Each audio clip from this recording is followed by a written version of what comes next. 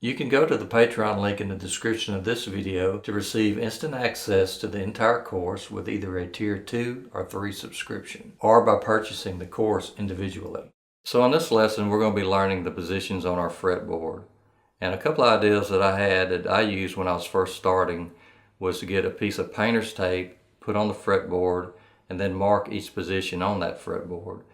And also another thing was to get a mirror to put in front of your guitar where you can watch the mirror image and concentrate on that and not have to be looking straight down at your fretboard. I found that helped a lot. So let's get started.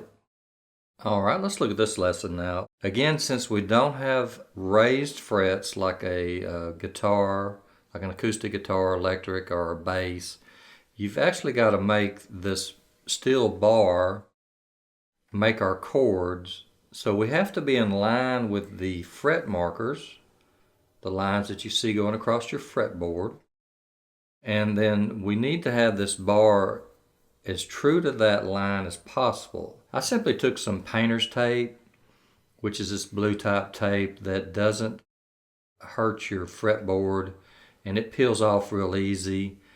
You can get any kind of marker that you can get to make it legible. I simply took like a China marker or a crayon, which is wax, and wrote the frets out. So if you don't have your bar on the fretboard at all, that's open, or E. If you laid your bar at the first fret, that would be an F. Now you could either write these out like I have them using the name of the fret, and this is based off your 4th string and your 8th string, which that's what we're tuned to, an E. So that 4th string open is E. If you put your bar on the 1st fret, played that 4th string, that would be an F. Played that 4th string on the 2nd fret, that would be F sharp. G, G sharp, A sharp, B, C, C sharp, D, D sharp, E. And then it starts over at the octave. If you wanted to write this out on your tape, or you could do both, you could have open, then on your tape you could mark this as 1, 2, 3, 4, 5, 6, 7, and so on. So you could do it either way. So if we play open, 4th string, it's E. If you play that at the 1st fret, it's F. 2nd fret is F sharp or G flat. It could be called either one. 3rd fret is G, just like on a regular guitar. If you play your 1st string on the 3rd fret on a regular acoustic or electric guitar, that's a G note. 4th fret is G sharp or A flat. 5th fret, A. 6th fret is A sharp or B flat. 7th fret is B. 8th fret is C. 9th fret is C sharp or D flat. 10th fret is D. 11th fret is D sharp or E flat. 12th fret is E. It starts over. And one way when I was learning, I would think is if I'm going up the fretboard, it's getting higher in pitch. To me, that would be sharp. If I was going down, it was decreasing. I might call that an A flat instead of a G sharp. It just depends on who you're working with and how they want to call them.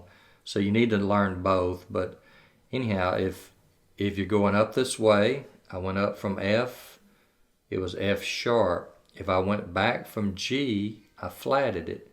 It was a G flat. If I went up this way from G, I went up the fretboard. You could call that a G sharp. If I went down the fretboard from A, I could call that an A flat. It's just your preference. And work on, like, when we start talking about going to our basic chords, then you can see and move. Like if I wanted to go from G to C to D, I have that written out here, so it's real easy to learn my instrument better. I can just slide that. If I need to go G, C, D, back to G. So I can reference that with the tape real easy. It's a real easy way to do that. Okay, so let me show you, like if I wanted to go from G to C to D, I could pick 4, 5, and 6.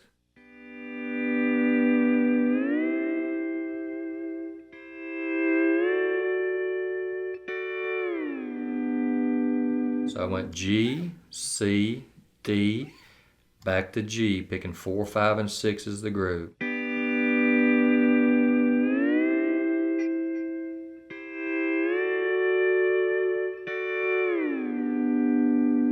Okay, by having this written out like this, it's just real easy to find that. So when we start talking about the number system, and I'll start talking about 1, 4, 5, that'll help you reference that. Whatever you start out in is the 1 chord, and then if you go up to the 4th note of the scale,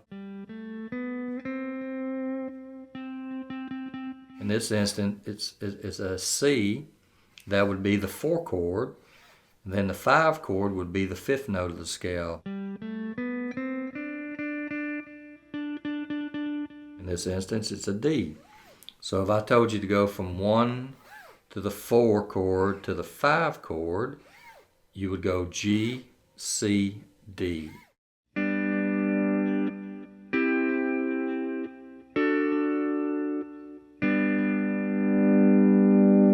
Okay, by having this written out, you can also reference it quicker.